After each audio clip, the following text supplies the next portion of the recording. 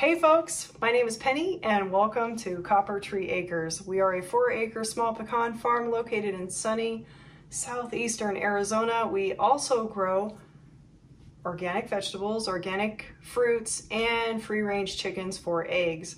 We have 3 small farm dogs and it is a ton of work, but we're making it happen. We've only been here a year and a half and this is our existing seed room for summer. I had to start seeds for fall, winter, and it is way too hot in the original seed room that we had set up for springtime. So if you want to check out that video, it's pretty cool. I go over the lights that we have, which are really awesome lights, and they were pretty affordable considering all of the soil blocking methods we did, and we did all the different soil blocks, the different sizes in that video, and we kind of just go over everything and some tips and stuff like that. This time of the year, that annex room that we usually use for our seed room is just a little too hot. Our temps up here are getting up to, 108, 106 to 108, sometimes 102 to 104, and we're not really dropping down except for in the evenings. And that annex room is an enclosed patio, so it works great for winter. Because it kind of stays warmer since we blocked it off with some greenhouse plastic, the section of it that we use for our seed room. So it worked great for spring when it was nice and cold. We were getting stuff, set up to seed in winter for spring planting. Now that we're sowing seeds in summer for fall, it is just too warm in there and things just tend to get super leggy. And I'll show you an example of what happened when I left something out there too long that doesn't like the heat.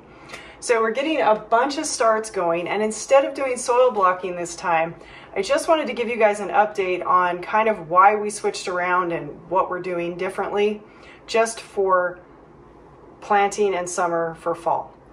And that is to not use the soil block method as of right now and use our seed trays instead. We have some really good wind strip trays from Neversink farms, and then we have some just basic flimsy plastic trays we're using as well. And the reason we switched from using soil blocking this time of the year is because it's so warm, even in our house. We don't keep our house super cold because we're outside so much in the heat. This time of year, we kind of don't want it freezing cold when we come in. That being said, we switched to the seed trays to retain more moisture. Still have an issue with the outer layer of the seed trays not retaining as much moisture as the inner rows do, but the soil blocks really don't have any protection from drying out, and we definitely can't use the minis this time of year, which I really like using, the mini soil blocker. So we'd have to use the 1-inch and 2-inch. You can kind of use a 72 tray or a 128 tray and still be okay with things not drying out as quickly. So that's kind of our deal. We're here in southeast Arizona, like I said, so it's dry a lot until the monsoons come in, and then we get some humidity for sure. But it stays pretty dry, and then we're running the AC, which takes humidity out. And stuff just tends to dry out really fast. So what we've decided is we're gonna do these soil blocks for spring planting when we can keep them nice and moist pretty easily. And then most of the time for fall planting, we're gonna use the trays. There's a gap on the inside here that is open for air on both sides of each of the cells that allows for air pruning of the roots, which allows for oxygen to get to the roots while they're growing. You can bottom water these, and that's great and all, but I do notice that the outer ones get dried out the quickest. And I noticed that in regular cell trays too, but this being my first time using these, I'll let you know along the way how it's going. So we have some cauliflower, we've got some cabbage that didn't really germinate the best, and some more cabbage coming in. This is gonna be red cabbage. This is a second planting. We've got some broccoli, we've got some red Russian kale, and down here is another planting of cauliflower. Down here's another planting of broccoli, which is getting a little leggy for some reason. I've got this different light down here. It's a T5 that I used to use when I first started gardening, and it works pretty good, but for some reason things are getting a little leggy, and I think it's the heat again. I think these things that like the fall do not like the heat. This is a planting of scarlet kale, and this is coming along decent for when I planted it. And then these are all my lettuces so far. We have some more in the cooler right now that we've just started, so another succession, and some different varieties. When it's this hot and I want to get my lettuce started, what I do is I seed the trays and then I put them in the cooler for about 3 days because they like that cold to get going for whatever reason. I don't know a lot about it. I just know that I'm learning and this has worked for me. And then bring them out, and after a couple more days, they start sprouting. We've got all of these going, these different ones, and I just decided to stop using the little tabs and start putting tape, and I stopped worrying about using any kind of UV pens or even the Sharpies. I started just using regular pen because I got tired of these things and trying to find the pens and forgetting them in a different room or whatever. And I figured these don't have to be on here that long, so as long as they stay on long enough. I've got red oak leaf, I've got some 2-star, I've got some Jericho, which is a type of romaine, and we have another variety here going on. This is my example of the leggy. Look at how leggy. Can you believe this? I know it's not in the light right now, it's not in the best light, but it's been like this since the beginning. It just got really warm, and this is white Russian kale. Totally likes the cold. I'm waiting to actually reseed that until it actually cools down a little bit more because it grows so darn fast. It's super prolific. We brought the lights inside the house in this like little nook area we have in our spare room. And we just added the lights here because we have a ceiling fan above and we didn't want the strings to get hit by the ceiling fan.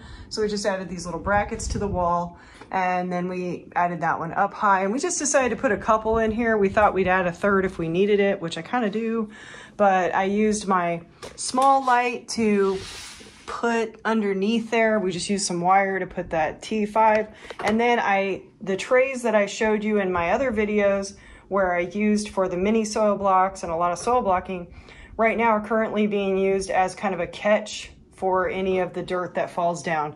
I'm still coming along and vacuuming this out sometimes, and then I'm sweeping this up, and it's gonna get messy in here a little bit. I don't really care. I just wanna be able to keep things growing. I do have some things in my seed room outside. As you can see, we only have a couple lights in here. We have 4 of these lights total. So we got 2 inside, 2 out here. And right now, these are just out here with things that can kind of tolerate the heat a little bit. This is some more celery. This is celery. This is King Richard leeks. That's some more leeks. More of them coming up all the time. And then we got some flowering Chinese leeks and some green onions that kind of didn't germinate the best. Okay, and we have another set of lettuce going on here that I had just pulled out of the cooler. So we have another set in the cooler, and then we have these out that I've just pulled out of the cooler that are gonna start germinating. I actually just left them out here long enough to water them. I'm gonna be bringing them in the house in the cool here shortly. I've got some tomato starts that are going to replace some of the tomatoes that we lost. In the trays, we're using the same soil block mix pretty much as the large soil block mix that I mentioned in my video about the 4-inch soil blocks. That is basically going to be perlite, compost, and coca-coir or peat. Now, I had some peat left over at that time, so that's what I used, but we are transitioning over from that as we use that up to be a little bit more sustainable, I guess, and using coca-coir. And so we're testing that out, but we're doing a third of each of those, and we're adding azomite, a little bit of azomite, and some green sand to those, just the same as we would for the soil blocks.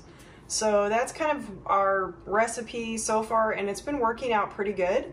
Haven't had too many issues with it. Growing okay, and moisture content seems to be all right. I'll probably play around with the ratios in that eventually, but as of right now, I just needed to get stuff going. And I don't know about you guys, but this summer was really, really hot, and we had a lot of failed attempts at things, growing certain things. Because we're working on doing market gardening and we have this new plot with new beds, a lot of our spring planting going into summer, we went from tons of wind to then heating up higher than we've ever been out here. It was a real struggle to keep anything alive. So all of those lovely soil blocks I did ended up being trashed mostly because we had winds blow them away, or we had them die off and crisp up once they started to mature out in the market garden plot. So we've learned a lot this season. We still have a long way to go, but our main plot that we started up by the house, our kitchen garden plot, is doing great. It's still held its own. Those beds are about a year old, they're a season old, and so far so good. We're putting some new things in. I'm super excited about fall. I love fall planting. I don't know about you guys, but that's my favorite time to plant anything. I love greens, I love brassicas, I love all of the stuff that you can grow in fall and winter. Here in Southeast Arizona, we can grow pretty much all year long.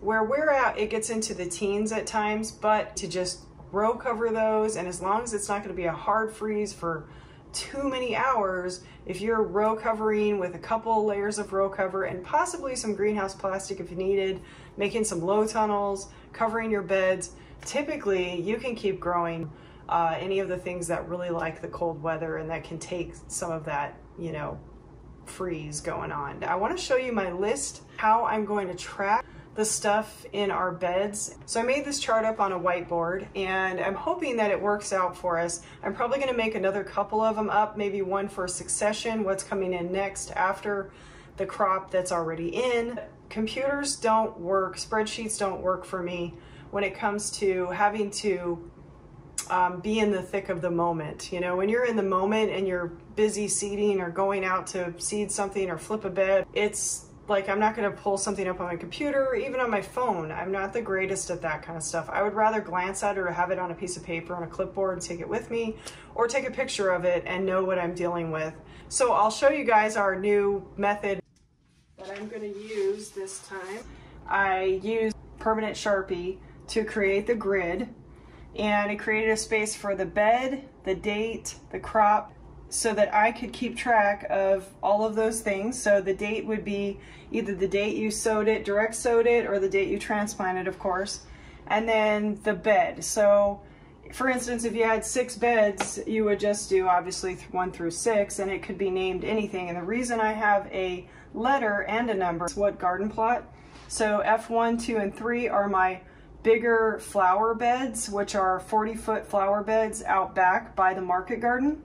And so I had zinnias in here, sunflowers, and some snapdragons. Now I've got tilling radish that I've added in. I've left some of the zinnias that are still doing well, and I've added tilling radish around them for a cover crop so we can break up some of the compaction, because these are brand new beds and I'm just kind of tired of compaction. So we're going to work on that and improve the soil, and I'll do some footage on getting that put in and what that turns out like. And then we also have M1, M2, 3, 4, 5. And the reason these go back and forth, and it's not just M1, 2, 3, 4, 5 and straight across, is because we have 25 foot and 25 foot with a walkway in the middle. And the reason we did that on the market garden plot instead of a 50-foot straight across is because 50 feet is really hard to cover, row cover, and get a grip on for one person when we get our extreme winds. So we decided that if I'm going to be here by myself putting a row cover on, it's going to be a lot easier during those seasons I need to use it if we've got wind to do a 25 foot, because I'm used to doing that in our kitchen garden plot up by the house here. So instead I'm doing that, the 50 foot, it's like a 50 foot straight across that you could plant the same thing or plant different things if you wanted. But it just gives me ease of use with different things that I need to put over the bed, whether it be plastic or row cover. These will be planted out for fall soon, and I'll be writing in what we're going to be planting. And then the certain things still have a few things in them, so these are direct seeded. This is when we direct seeded it. It's green okra, that's coming along pretty well. And we planted that kind of late in the season, so it's just getting going. And then these beds still need to be prepped. All these beds still need to be prepped. And then we go into our tunnels that we just put in. Then I'm putting those as T's. So we've got M1 for market, T for tunnel. So tunnel 1, 2, 3, and what's going to go in. Right now we just terminated our cover crop of cowpeas, and we're actually got that covered with black plastic, letting the soil break down. We just cut it down, left it there, put the black plastic over it, and we're excited to use our tunnels for the first time this season. And then over here, we've got the market garden still, and then K1, 2, 3, all of that. That's the kitchen garden up here by the house. Those beds are a year old, so they're doing better. And we have things planted out in those, and you can see dates, we've got things planted out. Okay, so going down, I wanna show you what I've got on the bottom. I added all my trays that I have sowed so far, and I actually still have some I need to add in here. But I've got my trays that I've added in when I did them. I've got my seeds that I need to order, and you know, kind of just thinking out loud, I just write them down, and then certain things that I'm kind of questioning on what I'm gonna get. And then down here are just things that I want to grow. So I think out loud, and I kind of put my list, and anyway, helps me out. So I don't know if that gives you any ideas. Let me know in the comments of what system you used, because I need all the help I can get, and I hope this helped somebody or give somebody some ideas. I'll also give a rundown of these and how they're doing once they size up. So these trays I haven't really used very much, like I said, so I'm hoping to be able to give a really concrete explanation of like how they did when it comes to the air pruning and the quality of the start compared to soil blocking. So far, soil blocking has been top notch. In my opinion, everything has grown so great in soil blocks, I can't even tell you. It's kind of a crazy time of year with it being so warm, and these are cool season crops, so I'm not gonna judge it just yet, but it doesn't seem like it's as efficient or they grow quite as well as in soil blocks. I really, really appreciate how well everything did in the soil blocks. And just kind of how easy they are to water from below and keep track of, and you know, because you can tell if they're drying out, you know, pretty easily and all of that. I really enjoyed them. So I'll give you guys an update as these things kind of keep going along, and once I go to plant them and show you kind of the roots and the difference. Until next time, take care, God bless, and life is short, live it well. Bye-bye.